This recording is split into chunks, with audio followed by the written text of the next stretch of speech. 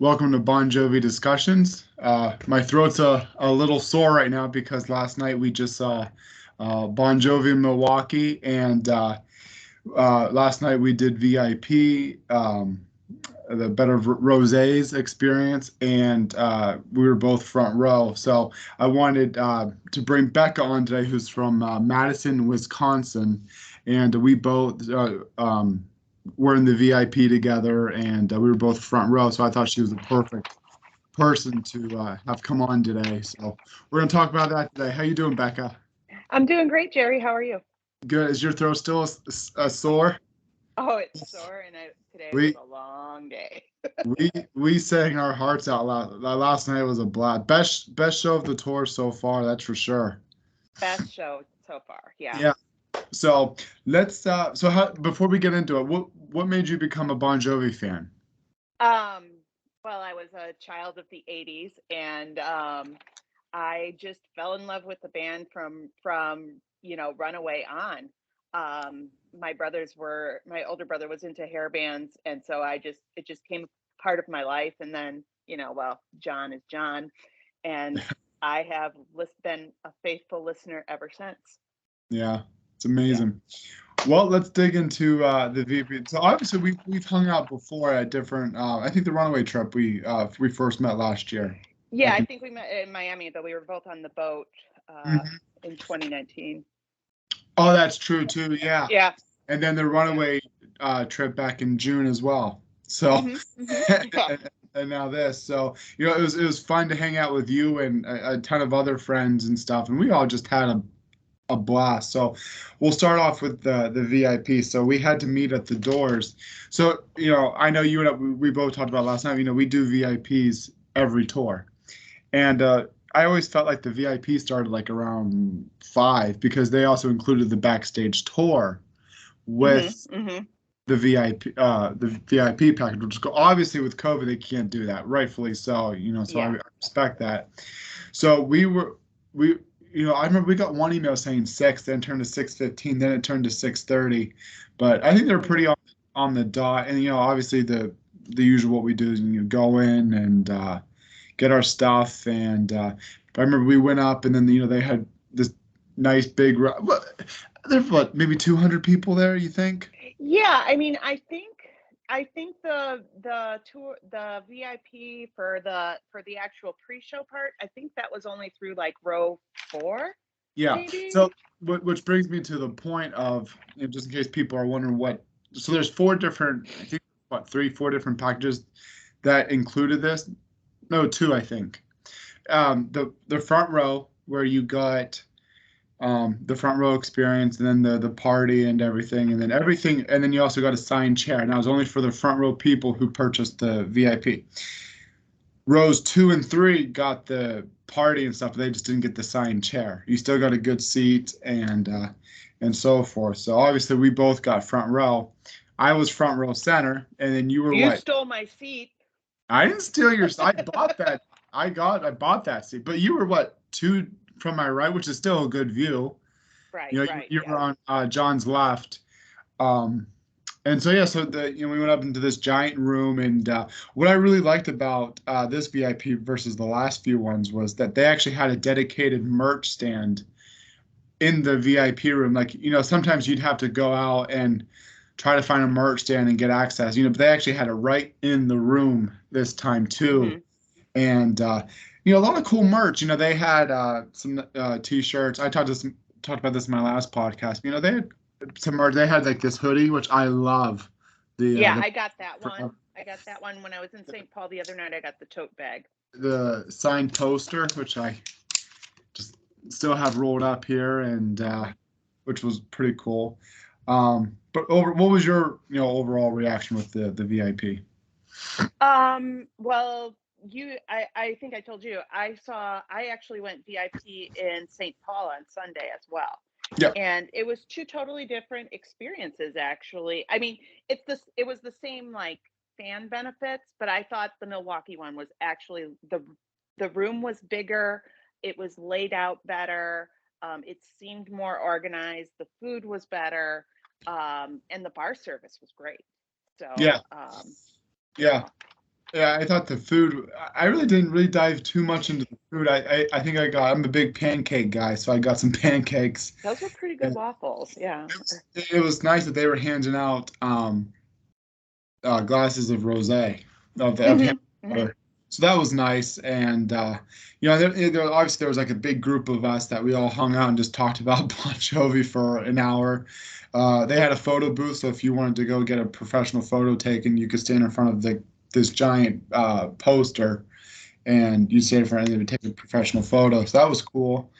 Um, that's pretty much, well, I think we got a big one to talk about, the guitar The contest. guitar Yeah. contest.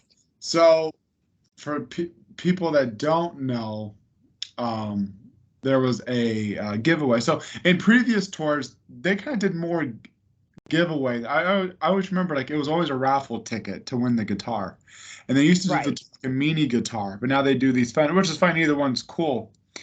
And but this one, like last tour, I remember like they would hand out like little tokens, like signed set lists, or uh, I remember like the one I went to, they gave John's dressing room sign. Hmm. Uh, like The little. first one I went to, the first VIP I went to, they actually gave a key from a keyboard that David had broke from banging on so hard. Really? That was in 2013. That was, I That remember in 2013, I won a signed Because We Can CD in uh-huh. State College, I think. And you had to answer quite kind of similar to what we did last night. You had to answer the question was, which album was Edge of a Broken Heart supposed to be on? And the room was, there was 500 people. Nobody knew the answer but me. And that's kind of common knowledge now, Hmm. but that's neither here nor there. But so anyway, so last night the only giveaway that they gave guitar picks away, which is kind of cool. But Hmm. the actual prize was a signed Fender guitar, signed by John. And so what they had us do, and I just put it away, but they gave us. You were on my team, I was on your team. as well as Carol and a few other people. So I think there was like 7 of us on a group, Hmm. and I knew we knew all the answers, and so that was pretty easy. And then you guys had selected me to be the team captain, whatever that means, and Because you know everything. yeah. Which to my, and not to pat myself on the back here, but No, my knowledge of this band, you saw it firsthand last night. it's Pretty impressive. It is pretty good. impressive. And so we got all the questions right on the sheet. And so after that, we handed in our forms, and they picked What out was our team name? Damned, the Damned group. We kind of we were like throwing like 30 different ideas around, and we just went with that. So, but then so we got selected to go, one of the team captain of each team that kind of passed most of the questions got to go up. And there was 20 questions on that sheet. I got them all right. So I went up, and there was what, 10 other people, Hmm. right? Yeah, 8 or 10, I think. Yeah. And these weren't easy. Some of them were pretty easy for the general fan, but some of them were actually pretty tough. Like you had to be pretty hardcore to really know this stuff. Um, I'm trying to remember like some of the questions. Like one was like, this one was pretty easy. Like, where was Wanted Dead or Alive written? Um, just a bunch of different. What was the one we got tripped up on? The one that on the sheet we got On the tripped, sheet. we got it right, was who died when John wrote Last Man Standing. And I forget what I put for the answer. Jim Morrison or Johnny Cash. But we got it right. That was the only one that I couldn't. I was going 50-50 on. And but anyway, so the question that I forget all the questions, they were easy for me. They were like, I knew right on the spot. And so they asked like 6, 7 questions, and there was 10 of us lined up. And if you got it right, you stepped forward. And it was, and so I kept going through and winning every question, and then finally got down to the last one. And I remember the last question. This was the big ticket one, and and we also didn't know about who's. We didn't know the signed guitar. I at least did. I didn't know the signed guitar was going to be the grand prize. You know. Oh, I did. Yeah, and so they were giving out guitar picks to people who won some questions but eventually lost. So that was cool. So people got JBJ picks. Um, but the last question, and the other person that was with me, the final two, me and this woman, she knew her stuff too. So I had some competition, and I was like, what if this goes on for another hour? Like, what if we know as question every answer? But the question was, which music video did Governor Arnold Schwarzenegger appear in? That was easy, and the answer say it isn't so. And though I think she said, "Who says you can't go home?" So, so long story short, I won the guitar, and so that was exciting because I've done a ton of VIPs and stuff, and I've never won a guitar, so that was pretty cool. But it was fun, it was just testing your knowledge and stuff, and you had to be pretty hardcore to know a lot of these answers. Mhm. But otherwise, you have anything else to say about the VIP No, experience? it was just, and that took us like almost right up until Yeah. showtime. Which, actually brings me up to a good point. I remember you, me, and a few others. We were actually I lost track of time, and I don't think anybody said anything. Maybe maybe I've missed it, but I looked at my watch, and the Omaha and St. Paul, I think show started at 8:15, right? It started about 8:20 in St. Paul, yeah. 8:20. So I noticed that it's almost 8:15, and we're still in the VIP room. Like, and like I said, maybe I missed it, but I don't remember anybody telling us that shows was about to begin. So I remember we were at the bar, and I said, "I'm gonna," and I ran down, got to my seat, and I think 2 minutes later the show started. So I mean, that was It was pretty quick. I know I was able to get a couple pictures of me like posed yeah, against the front row fence. So I think maybe we had like 5 to 10 minutes down there before the show started. Because yeah. my one because a couple people texted me from, a couple different sections saying, "Oh, we see you. We were wondering where you were at." And I remember getting down there too, and I'm like worried that the show was about to start because it was the actual show time is unpredictable because 8:20, 8:25, so you don't know. And people were getting, and the people that got the seats mixed up, I know everybody, so there was like no harm, no foul, no big deal. But there was confusion on where everyone's seats were. So all of our seats are assigned chairs. We all got assigned chair for being front row and center. I was center stage, right in front of John, and you were what, two, three I beside? was in seat 5, so I was 3 down from you. There was Yeah, there was okay. one couple no, there were like 3 people in between us, I think. Yeah. I think you were three down from me because I remember like we high fived at some point. So Yeah, we high-fived we were in during arms. during Yeah, during well, we'll get to that. yeah, yeah, we'll get to that. And uh yeah, so we had to figure out the whole chair solution. Like, hey, I think people just wanted to be front row or center, but Mhm. figured it out, no big deal. And I remember, talking to a bunch of friends, and all of a sudden the lights went out. And um, so what we'll do, we'll just go through the set list. And before we go in, I know we talked about this after the show last night, you, me, and a bunch of others.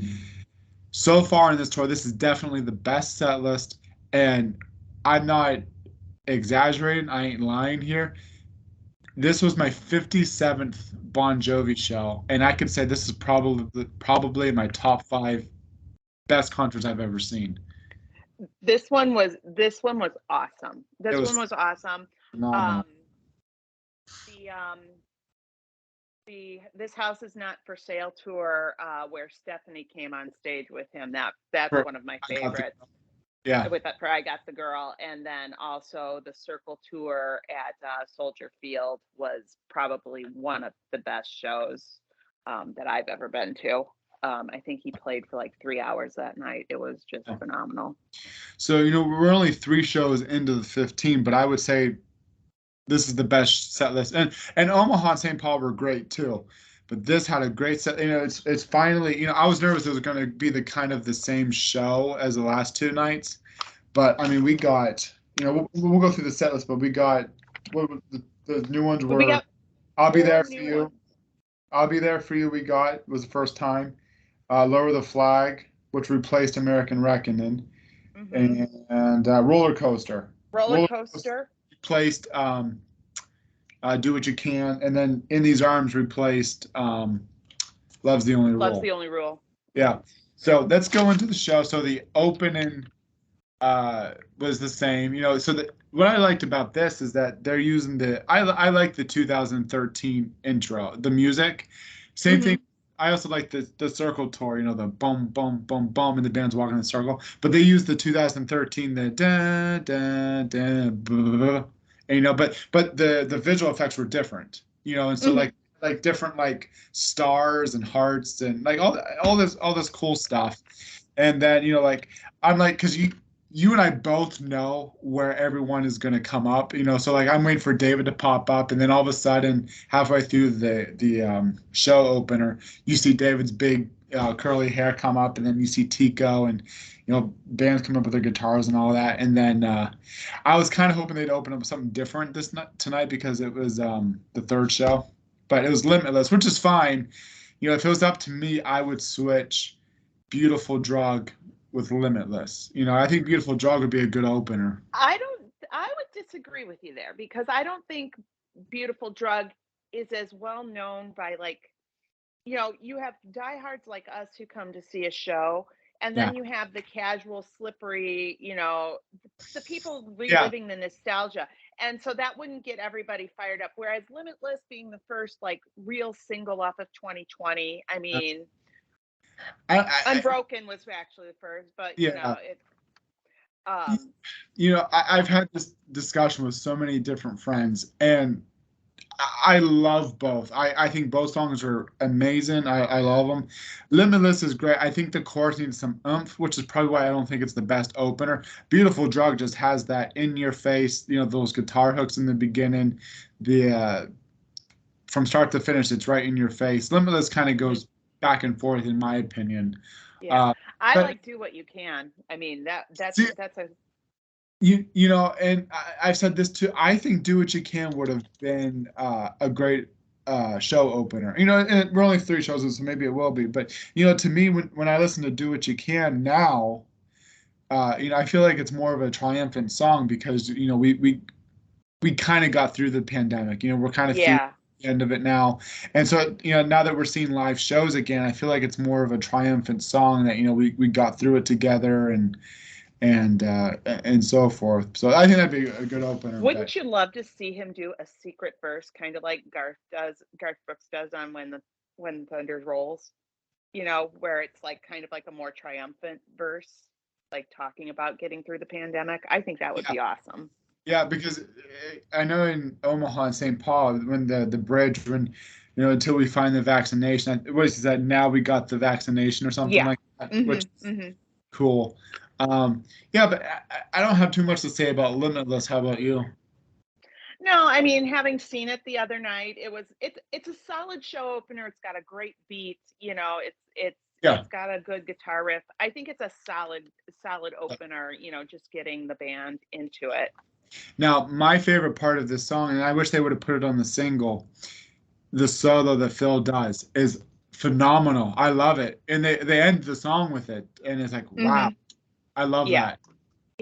He's phenomenal. And I I know you and I kind of talked a little bit Yeah, pre-show about the whole, well, we won't get into that because we yeah, don't want yeah. to. But But Phil is just 100% phenomenal. You could just see the excitement in his face. The mhm. entire band, they were just so happy to be there. David, Phil, John, and Everett, and all the other guys. Shanks and Hugh, I love those guys, but they always have like straight face. Yeah. Like Yeah. every time I go through my concert photos, I I'm lucky if I get one with them cracking a smile. I've Or gotten a couple over the years of yeah, Shanks, but never of Hugh. And actually, I think I honestly have stopped taking pictures of Hugh because they all look the yeah. same. I love Sorry, him. He's Hugh. just kind of like there, the glasses and just playing and straight face. But Yeah. but yeah, but they were all happy to be there. And it was so let's go to the next one. And I'm glad to I haven't seen this one live since 2011, and you and I both know how rare this song is. Radio Saved My Life Tonight. I saw he did radio on Lost Highway in Milwaukee and in Green when he played Green Bay in 2016. He Now, did radio. now let me pause on radio for a second, 'cause I want to ask you something. You brought up a good point. This was one of the things I love about seeing Bon Jovi in different cities on each tour is seeing new cities. And Milwaukee was actually the first time that I've seen Bon Jovi there. I almost did the Summerfest when it was Phil's first show with I ended up not being able to go. So compared to this show, since you've done the other Milwaukee shows, compared to this show, would you say this one was the best one you've seen them do in Milwaukee, or?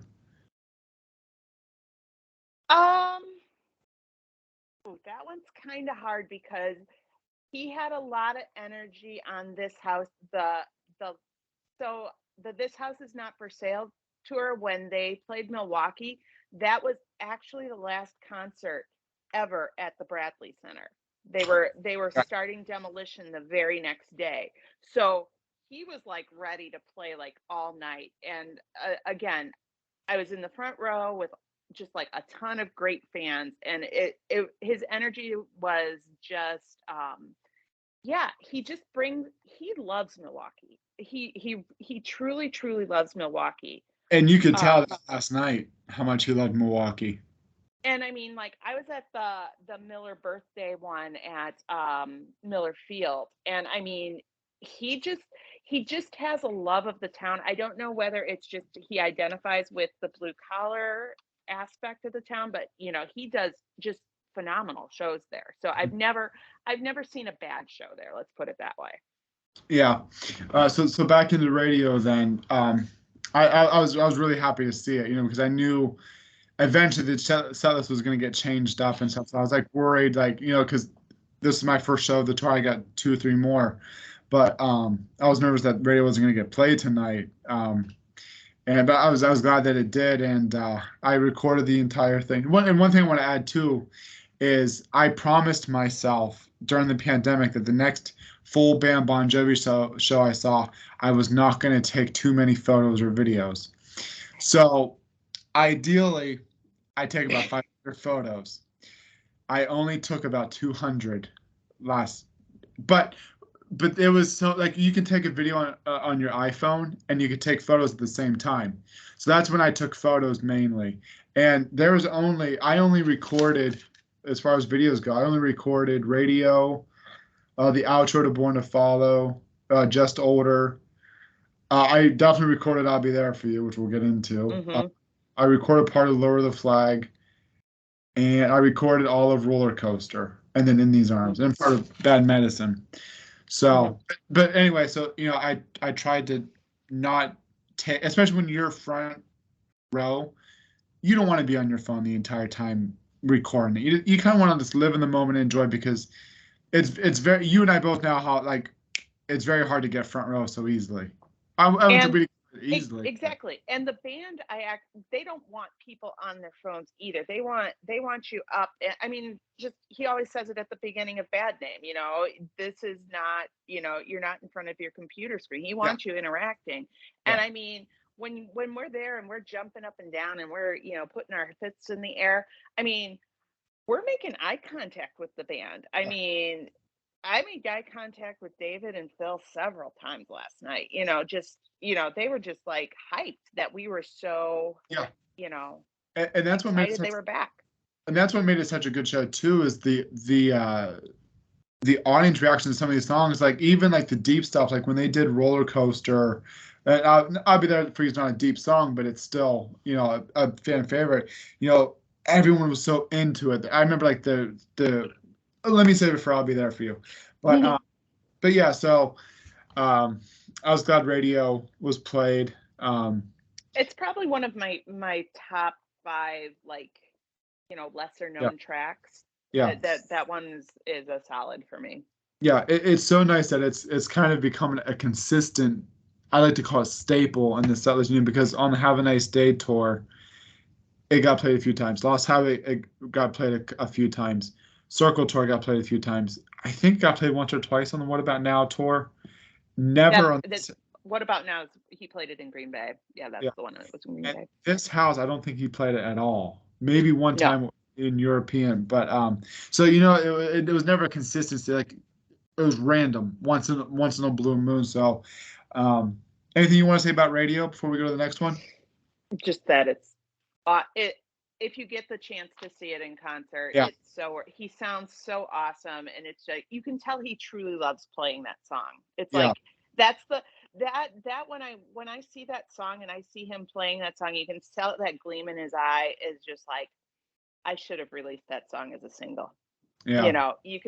There was some sort of difference where that song didn't get on an album because it's Yeah. one of the best songs ever. Yeah. I'll always say I think it belonged on Keep the Faith. I like If I Was Your Mother, but I would have swapped. I would have taken off that If I Was Your Mother and put Radio on. And like you said, put it as a single because I think Radio would have been a massive hit. Maybe not as big as Bed of Roses or Keep the Faith, but I think it could have been a huge hit. Can I say something blasphemous, Jerry? Sure. I was glad Bed of Roses wasn't played this tour yet.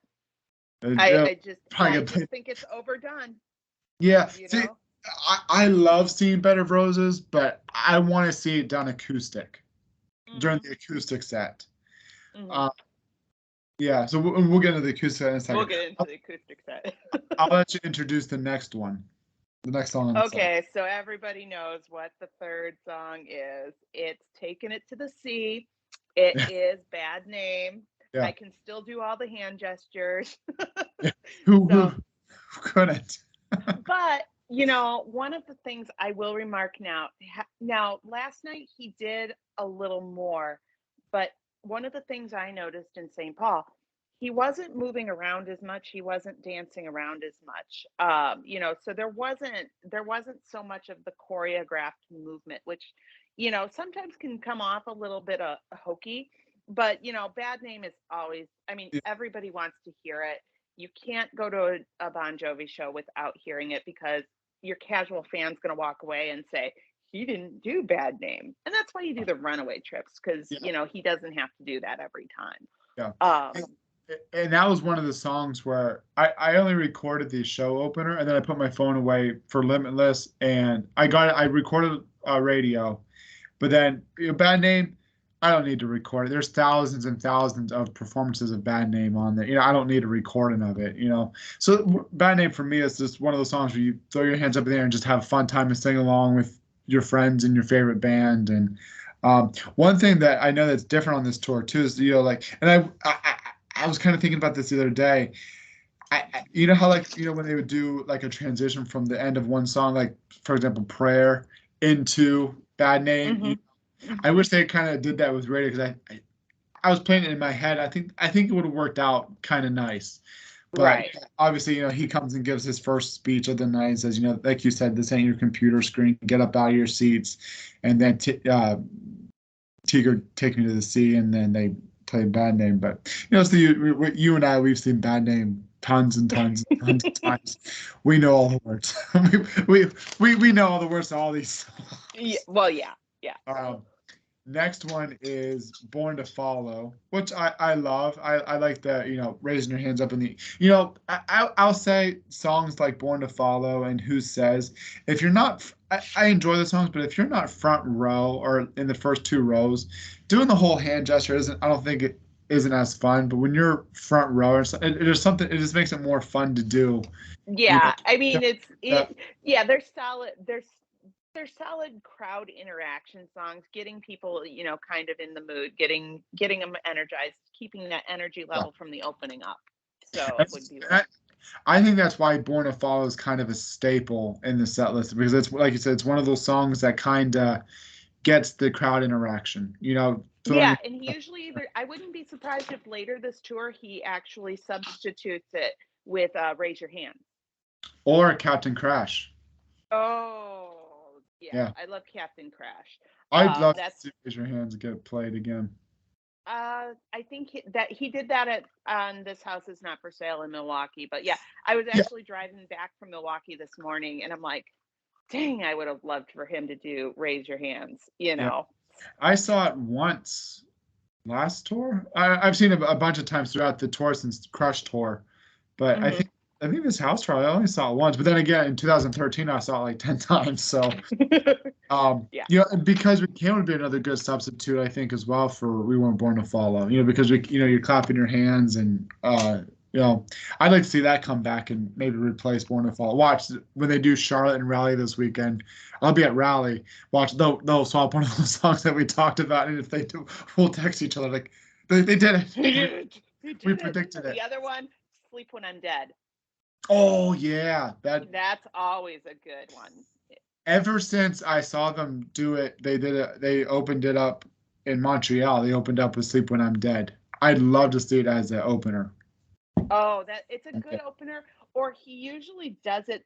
Well, I think he did it before he went out into the audience. Sometimes he'll do it because it has enough of that, outro at the end where it has time for him to change. Yeah, So, but yeah, that's another solid one. yeah. That was sad he didn't play. One thing that I do love, because on the last tour and all the other tours since 2009, the Circle Tour, they never did an outro to Born to Follow. Um, Hmm. in 2019 in Europe at a few shows, they started to do like this cool outro that Phil and John kind of made up together. And so they were doing this really cool outro. And so last night was the first time I got to see that outro get done, out of the 10 times that they've done it, Hmm. So that was, what do you think of that outro for Born to I Follow? thought it was really good. I mean, it just goes to show how Phil's comfort level Hmm. with the band is coming. I mean, when he came on in 2013, it was rough. He was just a hired gun. Yeah. And, but now he is truly I mean, he still has his side projects and other, Oh he yeah. tours with other bands, you know, but I mean, he's solidly in the band now. Yeah. It's like I watch him almost just as much as I watch John because he just really can just rip on that Yeah. guitar. Every solo I watch him, and we won't get into the whole Richie or Phil thing debacle, but No. like 2011, like I said, Milwaukee was actually going to be my first show seeing Phil, but I just couldn't do that show. I couldn't make it. And I saw Phil a few times on the tour, but at that time, everyone knew that Richie was coming back. So Hmm. they knew that Phil was just going to be there for 10. So people didn't really give Phil a lot of crap then.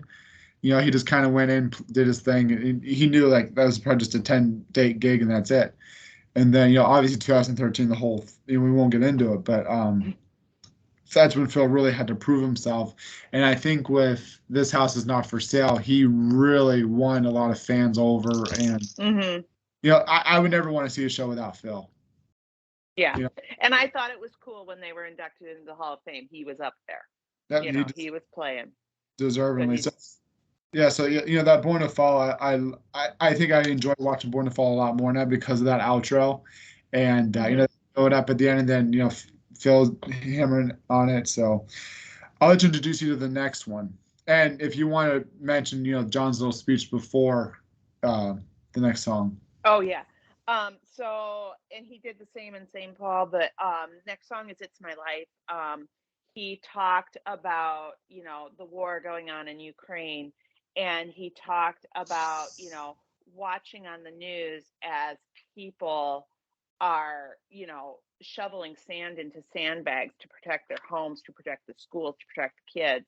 And there's a sound system playing, and the people are listening to Bon Jovi. They're listening to It's My Life. They're listening to Living on a Prayer. And you could just tell he was just touched. It's just humbling to see that people can use, the power of these words, during the worst times of their life. And, It's My Life is always going to be, I call it one of my, I'm older than you, Jerry. I call it one of my modern favorites, Yeah. because there's definitely different eras. That's like my top modern era song, and actually I prefer it acoustically, but um, It's like, it's definitely the show stop. It's a showstopper. I mean, everybody goes to a show now and wants to see It's My Life. yeah. Um, And it's funny you mentioned the age shows. It's My Life is actually what started it for me in 2000. I was 8 years old. It's My Life came out, and that's what started it. Also, every time I see it live, it always has a special place in my heart. And two things that I really liked about I love seeing It's My Life. I actually love to watch David.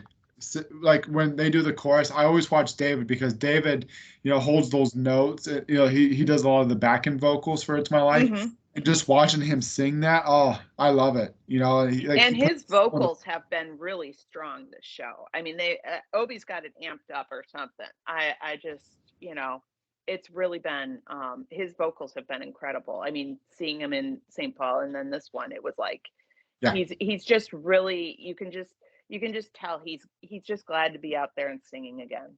yeah. So. And then I also like how it's tuned down a little bit too now. You can definitely tell that it's tuned down during the bridge. And I love the way that they do it. They do the bridge. I want to say different, but not different. It's kind of like it's not so don't bend, don't break. It's kind of more relaxed now. That's the best way I could explain. You know what I'm saying, though? It's not as driving, I think, as it used to be. But I like the way that it's done, though. And Definitely. so the next one, which I haven't seen this one since 2011, Just Older. It's like my theme song, Jerry. Not old, just older.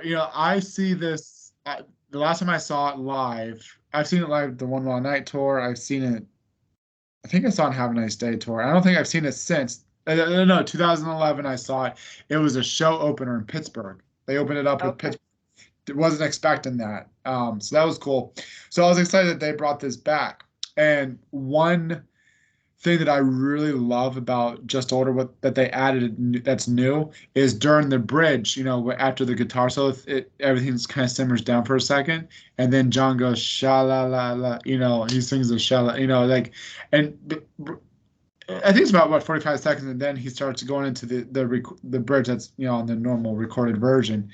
And I always chuckle, he's done it since I think Lost Highway tour. Tell Coach T I've got my hair instead of I've cut my hair. So yeah. Yeah, but I love seeing Just. I think that's a staple. It's always been one of my favorites. Yeah, it's probably my favorite song on Have a Nice Day.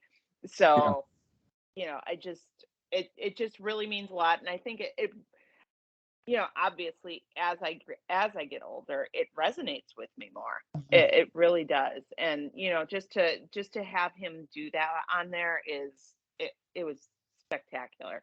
I was really happy to see it on this show. Yeah, that's great. You want to introduce the next one? Born to Be My Baby. I Mm-hmm. mean, my second favorite song from New Jersey. I will say, I know this might be a little controversial. I know it's a fan favorite. I've seen it every single show, I think, I don't think he did it. Did he do it in Miami? No, I don't think he did. But I know he did it on the cruise. Yeah. This one I wouldn't mind having him take it out of the set list for a couple of shows, or maybe a tour. 90% of the time they do it. I love the way that they did it on the cruise, though, but that's neither here nor there. But yeah, I mean, what I really liked about Born to Be My Baby last night, some shows that I've seen it, the more diehard fans are, everyone's jumping up and down and having a good time with it. And, there's just something about it. It's kind of like magical, like I remember you were jumping up and down. I was, other people. I've been to other shows too where they did Born to Be My Baby, and nobody does that. They kind of just sing along. So it's kind of weird how you go to one city, everyone's jumping up and down and singing, and then other ones are just kind of standing there. But it's one of those songs that you just sing along and have fun with it. I enjoy. It's a fun song. It's like Bad Name, and you just it's one of those. I wouldn't say they necessarily have to do it. Like Bad Name or It's My Life or Prayer. It's a hit, but it could be a hit that not everyone's expecting. You know what I'm saying? Now, I did see some remarks on Twitter where people said, I'm so glad he has it in because it's my mom's favorite song. So I get that, but it's like, I think the problem with having a band that has been around for as long as Bon Jovi has is how do you narrow down the catalog? Because everybody has. I would rather see Captain Crash than Born to Be My Baby. Well, was it you or was it someone else I was talking to last night where I said, take off all the hits off the set list and just put deep cuts? I'd be happy with that. I love that's why we do Runaways. Yeah, exactly. Why you do Runaways? Because you get the deep stuff. That's why you pay for Runaways. Exactly. Let's go to the next one, Beautiful Drug. And I know we talked about this with it being swapped with Limitless. I think Beautiful Drug would be a great opener. And I actually thought about that last night, because I was watching Shanks do that intro. I was like, this would be a great way for them to start the show. But anyway, my two things I really love about Beautiful Drug is Phil's solo, that 17-minute, or not 17 minutes. Ooh, that's a long solo. 17 minutes. You can do it, but yeah, the 17-second solo, and then that bridge that John does. That's the best part of the song. Yeah, I mean it's just a great song. I kind of feel bad about the entire 2020 album because as a whole, it is an awesome album. But I think it's just going to get overlooked because it was released in a pandemic, and like he said, they couldn't tour to support it. So Yeah. you know, it's going to be one of those. It's I could see 2020 becoming like a bouncer of these days. You Yeah, know, I think you're where right. it's a fan favorite, but as time goes by, nobody's gonna. And John himself has said it's really a period album. You know, it's an Just album kind of that came from the bounces. times. Yeah.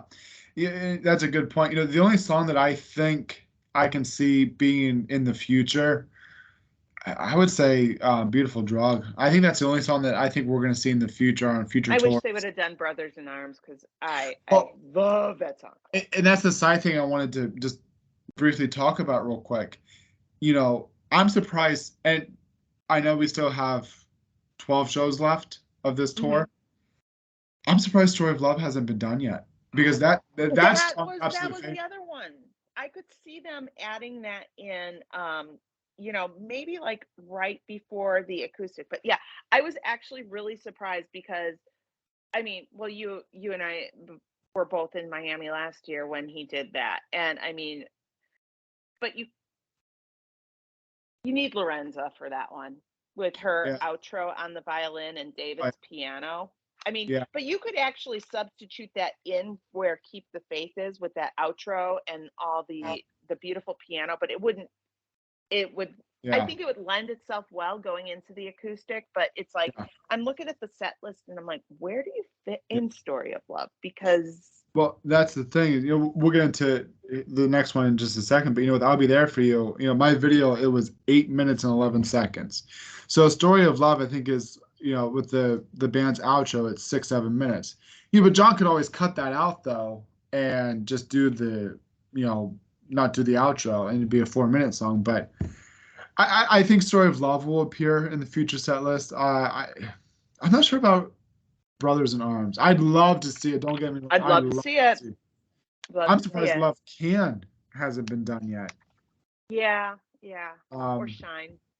Shine's my absolute favorite. It's actually my top 5 favorite songs of all time by them. Unbroken definitely. I can see Unbroken because I mean, it honors veterans. So I'm surprised Unbroken hasn't gotten done. We've seen that at Runaway Trips though a few times. Yeah, So, definitely uh, have seen that. so Definitely seen that. well, let's go into Let's get into it. the big gun here. This is probably one of my biggest Oh my highlights, gosh. and so we weren't expecting this because we knew that. We'll back up a little bit here. Omaha was the first set list, so none of us knew what to expect. Okay, then St. Paul came, and it was the same exact set list. Now, but on Omaha there was no audibles. St. Paul there was 3 audibles. No audibles last night though. But on the audibles in St. Paul, it was Roller Coaster, I'll Be There for I'll You, be there for you. and ironically, all 3 of those got put on the set list. But so we weren't expecting "I'll Be There for You," and all of a sudden, I saw John get his guitar. And I'm trying to think, what did "I'll Be There for You" replace from St. Paul and Omaha? I'm trying to remember what was after "Beautiful Drug." I'd have to look at my set list and I don't want to lose you on my phone Yeah, here. but I don't think it was a song that he played guitar on. And so I saw John get his guitar on. I'm like, they might be doing something different here. And then all of a sudden you hear the da da da da, and I remember like the crowd just kind of flipped out. And I remember looking at you, and you were freaking out. I was freaking. Everybody was I freaking think out. I came over and hugged you because Yeah. I was so And freaking excited. I know and all of us had like these giant smiles, and John saw that because he had that smile too, like he was so happy that everybody was happy that "I'll Be There for You" was getting played. So I think this is going to become more of a staple in the set list. And I think I'll Be There For You gives fans that feel that like everybody wants Always, but yeah. you and I discussed this briefly last night. We think Always is going to be like the ultimate rare because his voice just can't get there anymore. You know, I mean, we're not going to get into that debate. Yeah. But I will say this because I'm so tired. We won't get into it. I'm so tired, and I want to say it because I'm so tired of seeing the negativity online. I'm so tired of people bashing John on his voice, and you and I both saw it firsthand. His voice is still incredible. There's a few songs he struggles on, but you know, who cares? He's 60 years old. No one can sound like they did when they were in their 20s. He can sing to me in the shower at 50 years old. I would take it. He was phenomenal last night, and you still get people that bitch and moan about his vocals. People don't understand. Like, look at our voices today. My voice is just sore. John has to go out and play sometimes the next night again. Like Friday he's in Charlotte, and Saturday he's in Raleigh. His voice. But I don't know how we got into that segue. I had a point. Well, anyway, I thought he sang incredible. But yeah, so for I'll Be There For You, I was just so happy to see that. Because I didn't see it on this house tour. I saw it once on the What About Now tour. Out of the 10 shows I've done on that tour. And I saw it a bunch of times. I saw it on the Circle tour, but Richie sang it.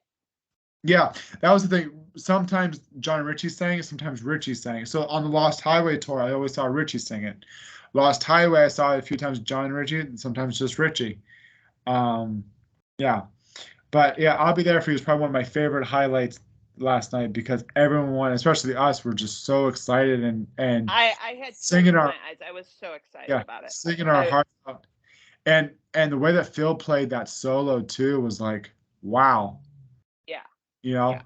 So that was amazing. Just and looking around and you see people with their lights and at the end they do the whoa thing and you just hear the whole arena sing. It's kind of like prayer, when they're singing the chorus of prayer, everyone's singing I'll Be There For You. It was amazing. I want to introduce the next one because I really enjoy how they do it. Let It Rain, and I love. I got a good photo. I haven't done. I can't pull up the photo, I guess, but I love this screen. So they did Let It Rain, and John comes out, does an acoustic, the verse with him just in the guitar, but above him there's 3 screens. It has like window panes, and it shows like rain dropping down on the window, and I think that like as far as visual effects go, I love that. And that was actually one of the things that I actually stopped and took a picture of last night because I was 4th row on Sunday night. And I mean, I had a great seat. I was dead on center, but I didn't catch that. That juxtaposition. But last night, looking up at him and seeing the rain behind, like coming down on him, I have an awesome picture of it. I had to get out my phone for that because I'm like, oh, that would be really cool. So I was actually debating on recording that song last night, but I was like, you know what? I love Let It Rain's one of my favorites on the album. So I was like, I want to enjoy it tonight. I'll record it at another show. But we're talking about visual effects here, and one thing that I wanted to just say about the overall show is when you're front row like we were, you kind of focus more on the band. You don't pay attention to the lights or what's rising, coming down. You don't look at the screens very much. And so what's so great about doing different shows, like I'm doing Rally on Saturday, and I think I'm 7th row back. And so like my buddy Kevin last night, we were talking, and he did 12th row, and it was the first show that he was on in this tour where he was further back and he could appreciate seeing the light in and seeing the production, the screens and stuff. So my whole point is, like you and I last night, you're kind of more focused on the band because they're right in front of you. When you're further back, you see the audience, you see this, you see that, and you kind of see the show, versus just seeing the band. So Let It Rain, I really enjoyed seeing the window pane effects. I thought that was pretty cool. And, at the end, of the last chorus of Let It Rain, Christ, I'm calling, and who's going to, I love the way that he just kind of poured his heart out on that. That was amazing. Oh, yeah. And you know what? Going back to the production and the video screens and stuff like that. Apparently, Jerry, you and I were on the jumbotron quite a bit because We people were, kept texting me. They're like, "I saw you on the yeah. jumbotron."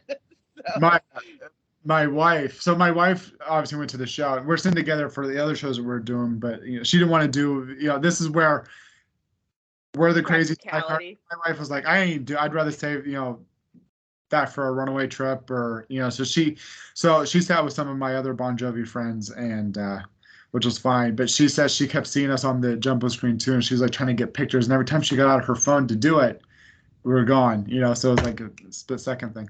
But we're talking about the 2020 songs. I can see Let It Rain being replaced with other 2020 songs, like maybe Brothers in Arms, or yeah.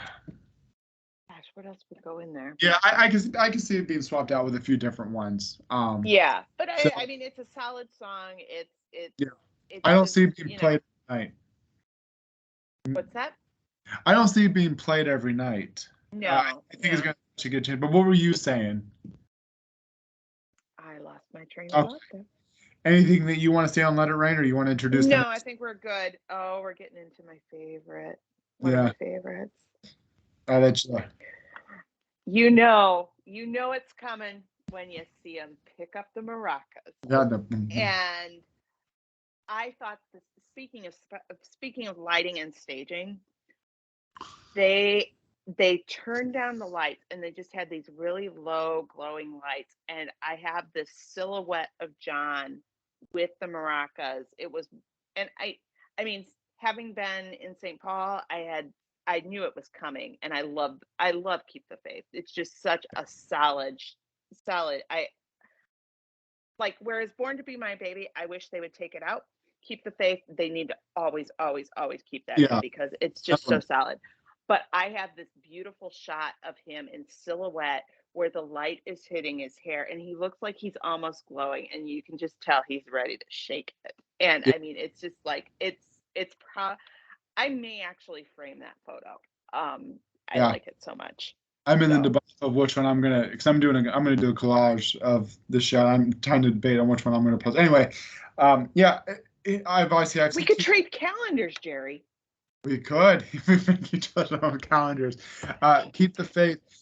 I like Keep the Faith. It's not one of my favorites. As far I like it, but this is where we talk about Phil. So obviously I've seen Keep the Faith every tour, Crush tour. It was one of those songs. Yeah, I really like it for the band's outro.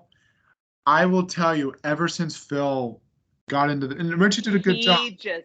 He breaks strings on this song all the time. Richie did a good job, and I'm not. I love both. I love both Richie and Phil, so I'm not going to go into the Richie versus Phil thing. For some reason, ever since the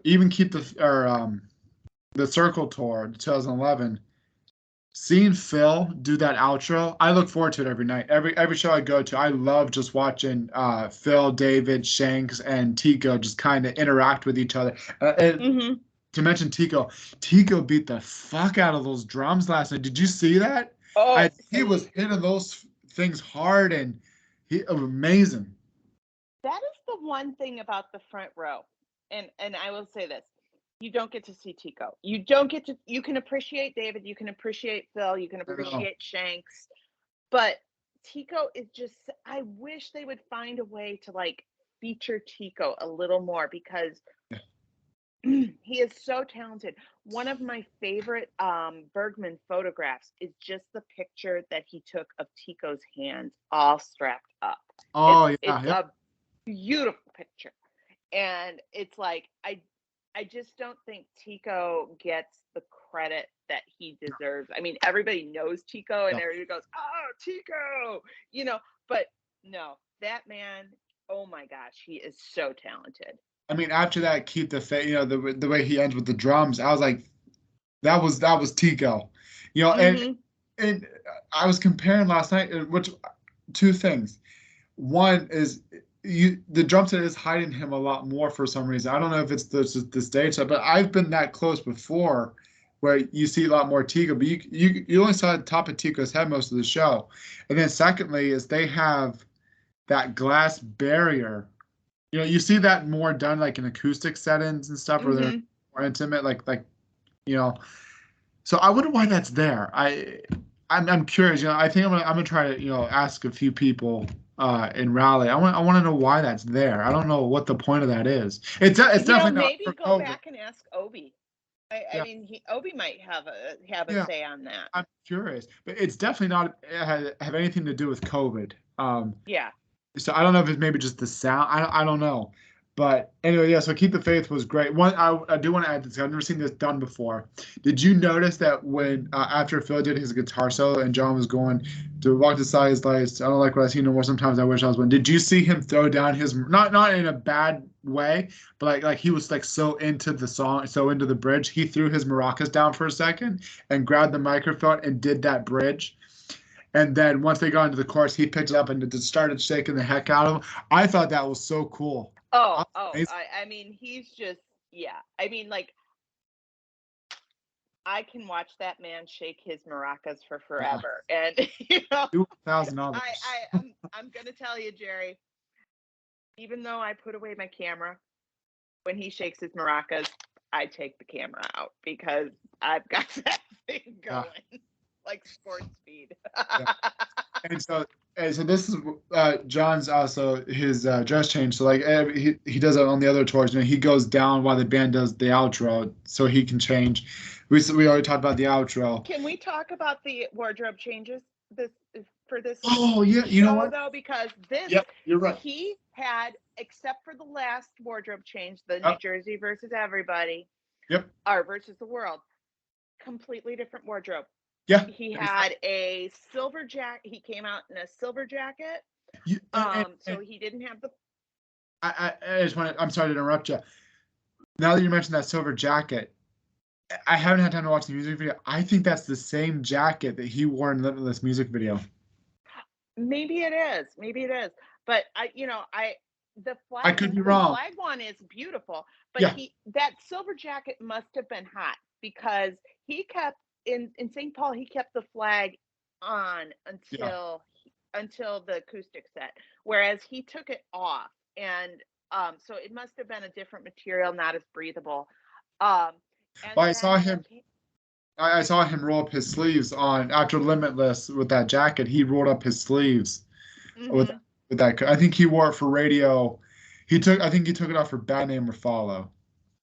And then it came to it when he switched to the acoustic set, when it came out afterwards, which we'll get into in a little bit. Yeah. He came out in just a plain white button down, which, so I had texted a picture to my dear friend Deb Sitton. Hi Deb, I'm giving you a shout out.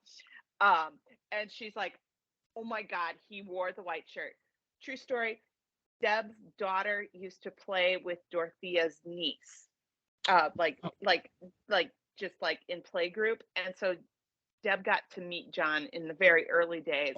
And one of the things Deb had told John was the sexiest thing he could wear on stage was just a plain white button down. So the joke today was he listened to Deb.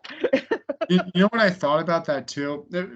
Hold that for because I want to mention one other thing too before we lose it. Is what I think, the first two shows, everything was the same, because, with production, the set list, everything was the same outfit, same set, it was pretty much the same show. Last night was different, different production, different clothing, different set list. So, but anyway, so now into the white button shirt. You know what it reminded? Because that's the first time we've ever seen that on tour with him wearing just a button-down dress shirt like that. It reminded me of the Runaway trips because he always wears those kind of shirts. It did. It With did. trips. Although on the last runaway trip, wasn't he wearing a black button down? Yeah, but Yeah, black button down. he usually Um, wears more of those kind of shirts on the Runaway trips. mhm. Or acoustic shows and stuff. And so it was kind of ironic. They come out from the acoustic set, and then John's wearing something that's more relaxed. And so I thought that was kind of cool. So we'll talk about the acoustic set. So obviously the band, after they do the Keep the Faith outro, the crew comes up and gets set up. So, you have John in the center, and then you have three. So on John's left was Phil, Hugh, and David. And then on John's right was Tico in the back, Everett, and then Shanks. And don't even forget about the Shanks guitar. I don't know if you saw. We'll get into that in just a Yeah, second. I saw that. I did Yeah, see that. we'll get into that. So this is something new that the band has and I think it's going to start becoming more of a norm just because they're becoming an older band, which I love the acoustic set. So they did an acoustic set on These Days tour, and then the Bounce tour, and then on the They also did it on Circle Tour. I was just about to say on the Circle tour too, the whole band would come out, or sometimes it was just John Ritchie, or sometimes David and Tika would also come out. So it was kind of nice to see that make a comeback, but like in a different. Well, obviously they can't come out of the audience because of the pandemic. But so when I'll introduce the first one, when John started talking, I was predicting American Reckoning was going to get played. Mm-hmm. And I was like, started talking about a witness to history and blah, blah, blah. And so I thought, okay, he's going to play Lower the Flag or American Reckoning. Well, he didn't. They did Lower the Flag. So this was the second replacement on the set list. So the second surprise of that show was Lower the Flag. So they did Lower the Flag. I always get chills listening to that song, especially like the bridge, when he's naming off all. Mm-hmm. And it's such an intimate song. It gives you chills. It gives you chills. I don't know how, as a human being, that song cannot resonate with you. Mm-hmm. It's just, yeah. I mean, we saw him do it in Miami as well, and yep. I mean, it's a beautiful song. It's a poignant song. I think it reflects the moral outrage at what the song represents, but Mm-hmm. it also just has this sympathy where it just touches you as a human. And it's a beautiful song in concert. Beautiful. I mean, it's beautiful on the album, but it's beautiful on it. It's even more beautiful on tour. So which one would you prefer in the acoustic set? Lower the Flag or American Reckoning? Both great ones. But which one would you prefer? Both great ones. The first time I heard American Reckoning, I bawled like a baby. Yeah. I bawled like a baby. And there's something about seeing him do American Reckoning so close to where, George Floyd passed was just like, it gave me chills. Yeah. But I think also he's testing which song kind of resonates more. They're both emotional songs. So I could see, you going to Raleigh and he'll do American Reckoning. Yeah. Whereas in Charlotte he may do Lower the Flag. Yeah. Those are kind of like two interchangeable political statement songs. Yeah. Both hit me right here. Yeah. I mean, both just hit me right here. Yeah. Lower the Flag though, honestly, as a parent, more so. Yeah. And, yeah. And John, the first 11 songs of the show, John's very smiling and happy and everything. It was great. And I love this, this proves how great of a performer he is. His whole demeanor changed during obviously, with how serious the song is, you could tell in his face, the pain and where that pain came from writing the song and stuff. He's a very somber, and I love that. I thought that was great. So we'll talk about the big thing. And I wanted to ask you last night, but I was like, I'll wait till we do this. What happened with Shanks with the guitar? So I didn't catch it right at the beginning, but I noticed that there was it not going off? I don't think we could hear. I think Shanks' sound got cut off, if I remember correctly. I think so, because I saw him didn't you see him just hit the button on that acoustic when they brought out the replacement? Yeah, and he was kind of frustrated. Yeah, he was frustrated. And I remember his guitar tech came out and gave him another guitar, and then he was still having to finesse with the guitar and stuff. But I remember after Lower the Flag was over, the guitar tech came back up, and you could tell Shanks was kind of little PO'd at the tech. Yeah, it's and having been backstage and having seen just how many guitars Shanks has and how many guitars Phil has, it's like, how does that happen? How does that happen that, during a show? I mean, Phil obviously breaks strings because Phil is just pounding on those, but it's like, you could just tell, and that's Shanks' nature. just to be such a perfectionist. He values production, and just for him not to be able to play at the level he wanted to, it just was probably pretty frustrating to him. One thing I meant to mention to you last night when we were out at the bar, did you notice John didn't do any band intros last night aside from like one Phil X. He did not do the bit about David being the sexiest man to play the accordion. He didn't I even was introduce surprised. Tico. I don't know. I was just I don't know if it was a time. So now I was thinking about this on my flight today. Both two shows were 10 songs before the acoustic set. Last night was 11. Let me count. 1, 2, 3, 4, 5, 6, 7, 8, 9, 10. Yeah, so they did 11 songs before. So they had a 9 extra minutes in the set. So I don't know if maybe it was a timing thing. Because obviously he can kind of gauge where he is on time and how much time he actually has to do that. So I don't know if maybe that was the thing. Because he had the whole set list. So I think he knows how to time things. So maybe that was the factor into it. I don't know, but it was just weird that no one got introduced. Yeah, I didn't even think about that during the show because obviously we know. I didn't think about it during the show either, but I specifically remember in St. Paul during the acoustic set, he introduced everyone and like gave a little blurb about him. You know, so that was just really different to see because usually he always says something about someone. So that was kind of interesting. One thing I want to add just back to Shanks real quick too was, I know they're perfectionists, but when you see a band make mistakes, it makes the show a little more special because it's not perfect. In a way, it's imperfectly perfect because it's nice to see. I've seen so many mess ups. I've seen like I'm sure you saw in St. Paul, the John's guitar tech forgot to put the capo on the first fret for "Do What You Can," and so that was a mistake. But it's interesting to see those because it makes the show unique, and that it's not a full script. And that mistakes happen, and like when they forget the words sometimes and stuff. So I actually have it on video. In 2013 in Milwaukee, it was the night before. I forget whichever church was saying that the world was going to end. Oh yeah, the world as we know. And John played "It's the End of the World as We Know It," and his string broke right in the middle of it. Yeah, and it was the funniest thing, and he was just like, you could tell. I think you can see his stink eye on that one.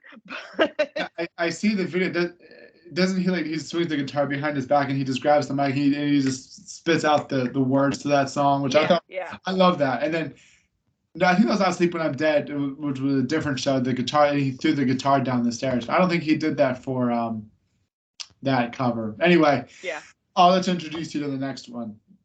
Okay, well, this I mean, "Someday I'll Be Saturday Night" is probably. This is another one of those songs that I love when they do it acoustically. I love when they do it full band. This is another one that just means a lot to me for reasons I won't get into. But, it's like, I think every fan needs to hear "Someday I'll Be Saturday Night" on acoustic. It touches you. It just it gets into the rawness of it. And let's talk about Tico on "Someday I'll Be Saturday Night" because he doesn't have a mic. He does not have a mic on this song, but Tico is back there and he is just wailing on that box and he is just singing his heart out. Yeah. I would love to ask Tico, what is your favorite song to play? And I bet "Someday I'll Be Saturday Night" is on the tip of his tongue. You can just tell he just loves that song. Yeah, I like Saturday Night Live. I liked it on the last tour. When like Shanks, John, and Phil kind of went together. They swing and Hugh, and they all swing their guitars together. But I prefer to see it acoustic more than the original. It's more intimate. We skipped one song before Saturday Night. They did. We did. Oh my God. That's okay. That's okay. I'm sorry. But so the one thing I want to touch about, "We Don't Run." Was there anything that you wanted to say about Saturday night before we go back Sorry. to? No, I'm sorry. No, Keep no, up. no big deal. I'm wondering if with the thing that's going on with Ukraine, which I respect and all that, I wonder if We Don't Run's going to be a staple every night just because of what's going on with Ukraine, especially because they got like a whole production with it on the screens and stuff. Yeah, So I mean, it's definitely it has that this left feels right feel yeah, to it, you know. I mean, if he does another album with, you know, other cuts, deeper cuts, yeah, you know, played differently, I could see that. I could see him doing another album like that, or yeah. just releasing it as a single. Well, I think it's So going because the first they performance. said they actually filmed it in St. Paul, because they're doing a I think they're doing a benefit, and that's going to be like the song. Having seen it two shows in a row, it was more powerful when I saw it the first time. Yeah, I know people want to see, like I wanted to see We Don't Run done acoustic. I like the original. I'm usually one to say 95% of the time I'd rather see it because I'm more of an intimate ballad type guy. I like the slower stuff more. So 95% of the time, like I prefer the acoustic. Like for example, Wanted Dead or Alive. I love the This Stuff Feels Right version more than Slippery's version. But anyway, We Don't Run. I wouldn't disagree with you there. We Don't Run. I actually prefer the Burning Bridges version or this house version Hmm. for the acoustic. Yeah, Burning Yeah, Bridges slash House, because so we well know about that, but my point is that I don't think it's gonna. I think it's gonna be played every night, which is fine. But it brings me to another point. Will they at least change up Saturday night? Obviously, they replace American Reckoning, so I'm hoping that sometimes Saturday night will get taken off and they'll put in Bed of Roses acoustic or even Always acoustic because John can still sing it. Diamond Ring, baby, because you I'm glad you brought that up. let's I, let's bring that up because I'm bitter. Yeah, I'm bitter, Corey. I'm 90% sure. And man, but some of my friends, two different friends, told me on opening night they rehearsed Diamond Ring. John was singing Diamond Ring, and so, but it obviously didn't happen. And then when I went to the bathroom, I could hear sound check, and I could have swore I caught the tail end of John doing the chorus of Diamond Ring. So I don't know if it's, it's one of those songs that it was always a John and Richie. So I don't know if it could actually be done, but I heard John I sing. could see David harmonizing on that one Yeah. though. And someone else told me too at the runway party last night that they heard it too. They heard Diamond Ring getting played. So I don't know if it was a just a vocal warm up or if it potentially could get played at some point. Um, we'll see. But I'm hoping I that haven't seen it since Circle Tour. I have not seen it since Richie. I haven't seen I since have Lost Highway Tour. Maybe even Have a Nice Day. I saw it on Circle at Soldier Field in Chicago. They Yeah, did but it. it was always one of those. That's a John and Richie song. It's kind of weird to. I don't know. We'll see. We'll see. But I hope Still they bitter. that does change. Yeah. Let's go into the next set just based on time here. Yeah, yeah. We'll touch base on a few of these because there's a few that I know we're going to touch pretty deep on. Who Says? The only one that I have. Solid sing along. Yeah, Solid. yeah. Now this takes me back to Born to Follow. I actually really. I've seen Who's That so many times. I love it. It's a fun song, but once in a while you get, most of the time you get tired of it. It's all right. It's fun for the crowd, for the general fans, but like, But again, it brings the crowd back in. It brings that energy level because we were yeah, down from the acoustic. yeah, We were like, okay, yeah, someday you could be Saturday. Someday I'll be Saturday night. yeah, Okay, you're pretty low, but now you got to bring that energy level back up. So yeah, it's a solid. yeah. It's a solid. But yeah, I'm with you. You said Um, it perfectly. You have to have a song that brings you back up, and that's the perfect one for it. But I really did actually enjoy. I don't know if maybe it's just because I haven't seen Who Says Done since 2018. Maybe that's why. But I actually really enjoyed the It's All Right. I was really enjoying it last night. Um, mhm, mhm. Next one's Lost Highway. It's so weird to see Lost Highway so later in the set list because every tour It since Lost is. It's Highway, usually like that was the opening in 2013. So yeah, for me to hear Lost Highway, yeah, it brings me back to that. It's 2013 was my first front row experience. yeah, You know, And so that song to me, just when I hear Lost Highway, it's a core memory. Let's put it Yeah. to quote Disney, it's a core memory. So I don't mind that being played every show. And my kids both, they're like, when they were little, play the Dashboard Jesus song, mommy. So Yeah. it was, it's like that's just really just such a great memory for me. And You have a connection. Lost Highway is probably one of my favorite later era albums. Yeah, that's my favorite album, especially lyrically. But yeah, so it's weird to see Lost Highway so late because we've never seen it so late in the set. We've always seen the opener or the second, third, or even sometimes the fourth song, but that's it. Or well, in Miami he did it right. I think he did it right before Encore. Yeah. But that was like the 20th anniversary of it. So yeah. And so, but I love the bridge. I always love the kicking off the cruise control, turning up the radio, got just enough religion, and have a tank of gas. The gas, go on. Yeah. Go. Let's go to the next one. Wanted. Just like Bad Name. I've seen it 63 times, Jerry. Yeah. Yeah. So I always look forward to like Phil, and I'll say this because I've started learning guitar in the last year.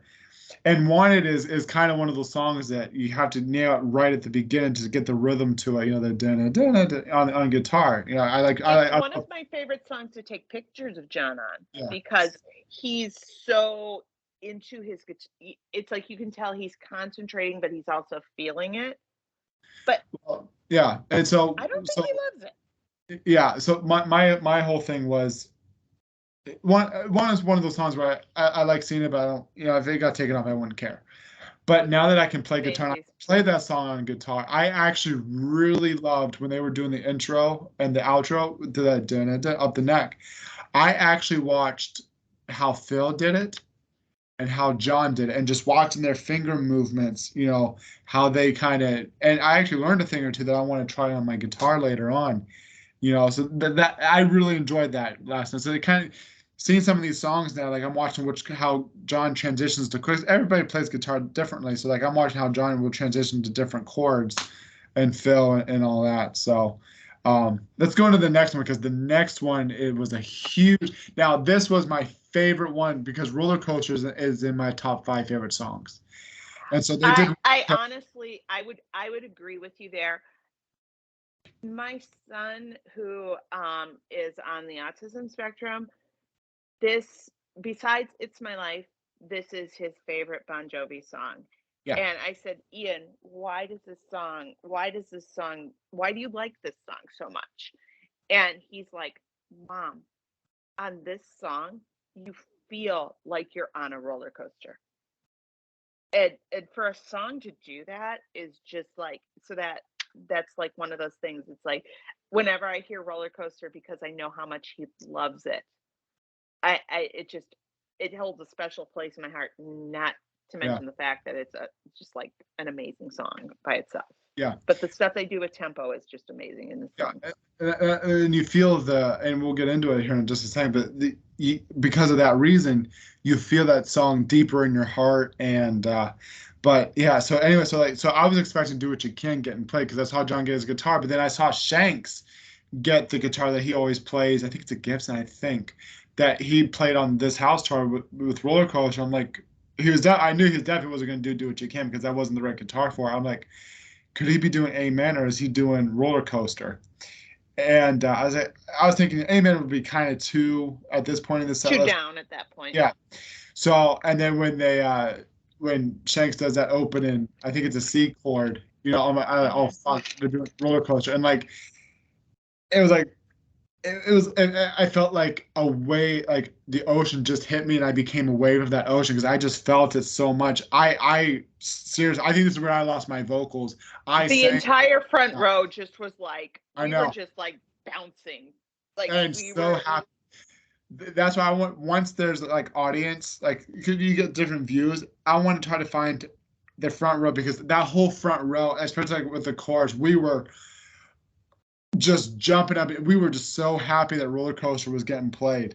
And Jerry, I think I hurt my knee on roller coaster because this Worse. morning when I woke up, I was like, why is my knee? And I think it's because I was jumping up and down so Yeah. hard at that point that I hurt my knee. And I love the way that John performed it too. He walked around the stage singing that song, and the way that he just delivered the verses was phenomenal. I mean, and again, I'm saying he moved around so much more last night. And I think part of it is he's becoming more comfortable with the stage and Yeah. performing again. But it was good to see him moving around more. Yeah. The next one is This House Is Not For Sale. This is another one. Obviously, we've only seen one tour with this, and it was the show opener. For me, it's a kind of good weird. opener. It's not a good closer. Now, one of my favorite Phil solos is actually the outro, the live outro that Phil does. So I'm glad that they kept it in the set list, but it's just weird to see it so late in the set list and again, kind of get an addition, kind of like how Born to Follow gets an addition. But this would be a good place to substitute it for Born to Be My Baby. I agree with you. So my favorite, the only thing I have to say about this one is it's great. I love the outro and the way that Phil kind of just nailed that outro. I loved it. You want to introduce the next one? Have a Nice Day. Yeah, which I do like the transition. The only tour in my entire Bon Jovi career I have missed, because you know why? I had my daughter 3 days prior to his show in Madison. Well, and I could not. I was like ready to hit the button, to buy tickets, and so I'm still kind of bitter about that. Yeah. I like the trans. I do like that This House and Have a Nice Day is back to back because it just has that edge in your face and it keeps going. And he hasn't done Have a Nice Day in a while. Yeah, and you know what I've noticed with St. Paul, Omaha, and even tonight, the way that this shows how great of a singer he still is. The way that he holds the notes at the end, the outro of when he sings "Have a Nice Day," he holds that that nice end day. He holds the notes and then the lights go. I love that. Although, did you notice they've recycled this tour, like on a lot of these songs, they've recycled a lot of the graphics that they've used on prior tours, because the Bad Medicine graphics were the same. The Have a Nice Day graphics were the same. So obviously they have those in their archives. So it was kind of cool. It was nostalgic to see it, Yeah. I did like the visual effects though, that each square had the smirk. Now I couldn't get a good photo. I could have gotten the perfect photo of John and the smirk above him, but there's a light, like a spotlight reflecting on and so I couldn't get the perfect picture. But moving on here with time, living on prayer. So last tour they always ended with prayer was always the last one. Obviously it's not on this tour, but I think this is where it also factors in. I think John knew where, because I kept looking at my watch. I was like, okay, because the last two shows, the show ended about 10:45. Sometimes they took the show to 11. On this tour so far, it's always at 10:45. This show actually ran a little later, but I think he was now. Correct me if I'm wrong. In Omaha and St. Paul, did he do he started the song singing the chorus, or did the band just outright start? I think he started singing the chorus in the first two shows. No, he didn't do that in St. Paul. Okay. No, he didn't do the boot stomp. Okay. So you know what I'm talking about. Yeah. So last night I noticed that he pointed to David, and I knew they were going to start with prayer, and then so they started. So I haven't seen them do it like that in a long time, because ever since the last Highway tour, I've always seen as you and I call the boot stomp. But prayer is one of those songs that is just so everybody in the crowd is singing. It gives you goosebumps, and Yeah, and it's just like I've talked to my kids about this one too. I'm like, it's like, and I know you're sick of the debate about John's voice, but this is obviously a very challenging vocal song. I can't sing this song for anybody, even someone. I can't sing this song anymore. Let alone him. So, but it's such a crowd favorite, and I think he does a great job. Of letting the crowd sing the hard parts. Because who cares? Yeah, it's one of anymore. Yeah, it's one of those songs where every single person in the arena is gonna be up singing along, even people that are drunk. It's one of those songs people just love to sing along with. So, like you said it perfectly. One of those songs where everyone just loves being together, singing it. That's what's so great about it is just thousands of people singing in our prayer and the chorus and stuff. And I thought it was a great performance. Do I need to see prayer another time? No. It's just it's fun But ones that it's it's like because he said I think in Runaway, he's like because I think it's asked to him every so often in Runaway, how do you pick your set list? And he's like, well, you gotta have Wanted, you gotta have Living yeah, on a Prayer, because otherwise people are gonna go away pissed off. But it's just that stadium tour, and you could go anywhere in the world right now and just go whoa, and I bet you'd get someone to say, exactly. we're halfway there, because it's just that ubiquitous. Yep, exactly. So yeah, prayers one I love seeing it. It's just one of those fun ones you sing along to. And then obviously, John does the fake goodbye, and they didn't do the bow, so they're gonna come back. And I think it was a solid 5 minutes. I mean, it was a while. And my wife actually, she was on the 100 level and she saw the band backstage, like all just standing there waiting. And Hmm. I think some of the stage crew were doing some things too, but my wife said that she saw the band in the back.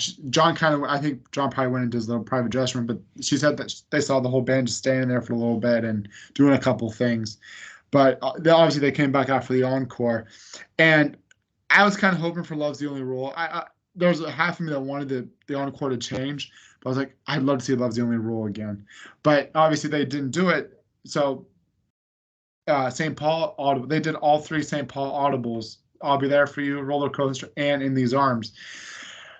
I was hoping that David would have sang it. To be honest, I would have Yeah. loved it, because for people, most people listening to this podcast know that David co-wrote the song, and there's times that John will let David sing it. But it was fun. I enjoyed "In These Arms."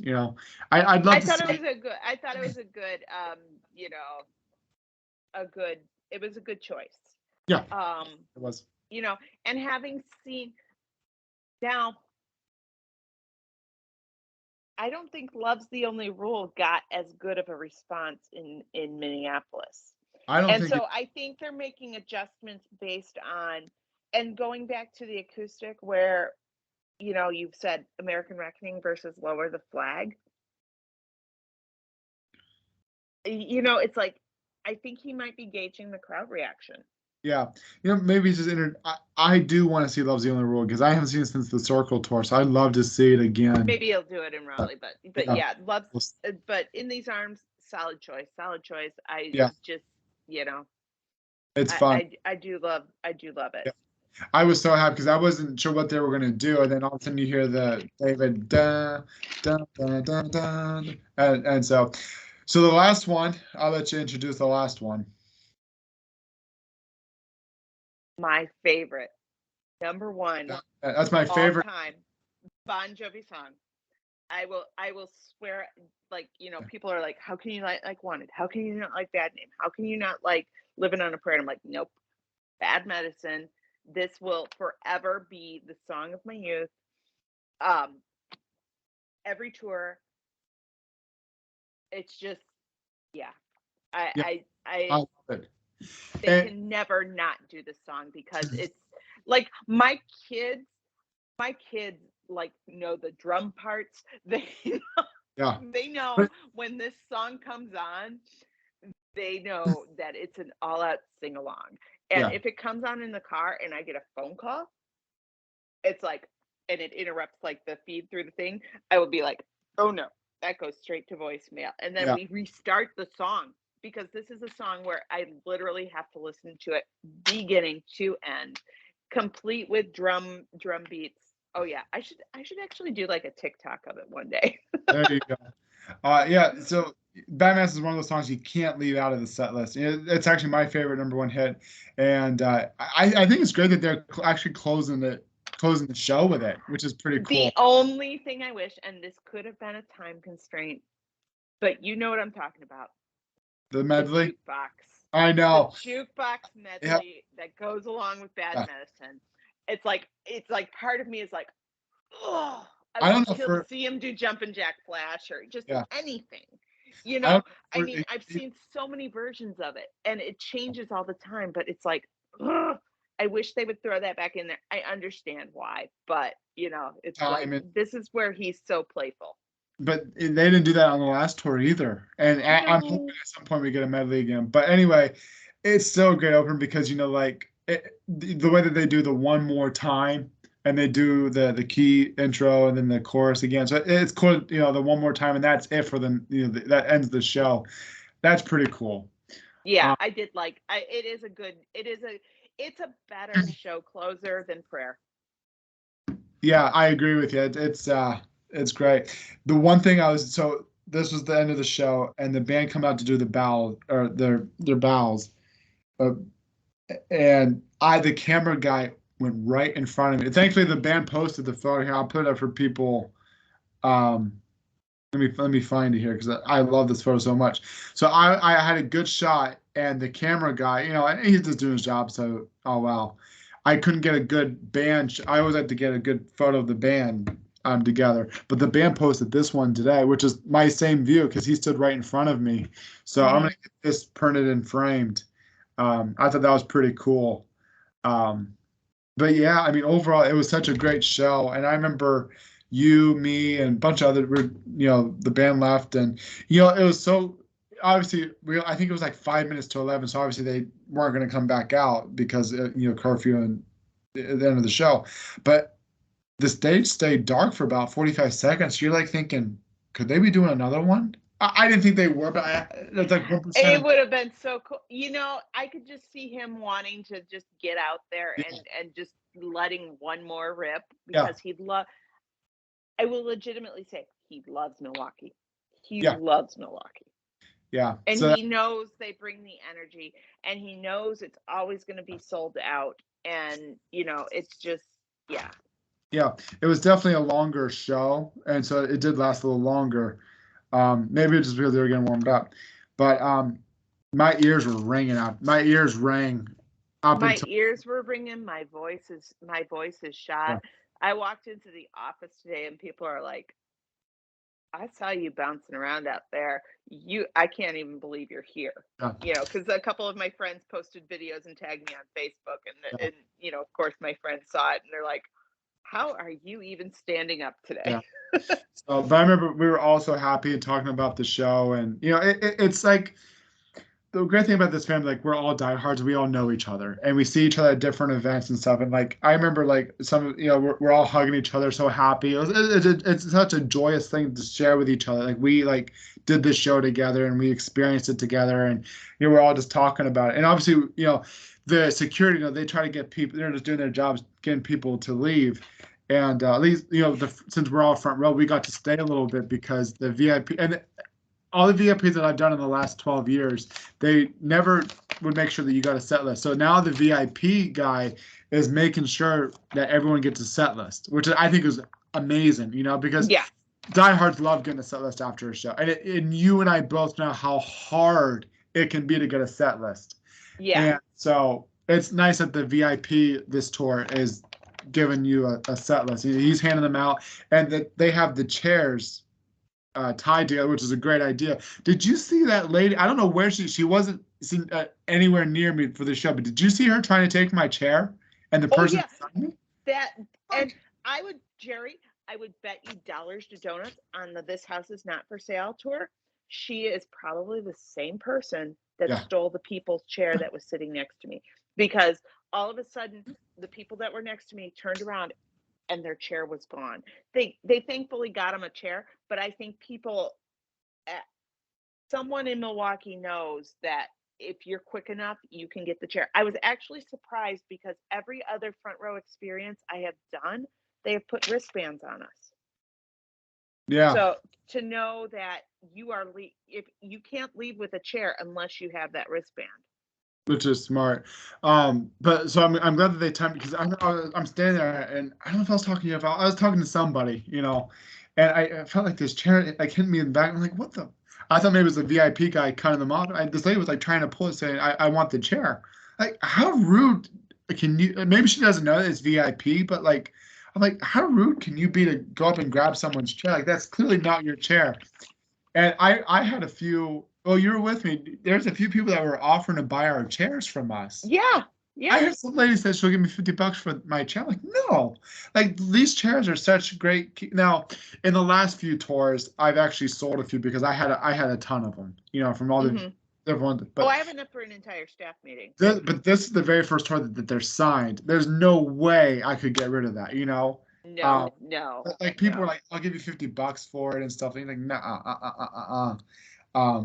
But yeah, so anyway, great show, and we all went to 10 of us. We went to the bar next door, and just talked about the show a little bit. I always call it the winded down period where we celebrate. Exactly. And we all get tired, and we all go our separate ways. But yep, I slept like a baby last night. Me too. Well, we got back to our Airbnb, and we couldn't find anything to eat, but we ordered pizza, and so we like had some insomnia cookies and pizza.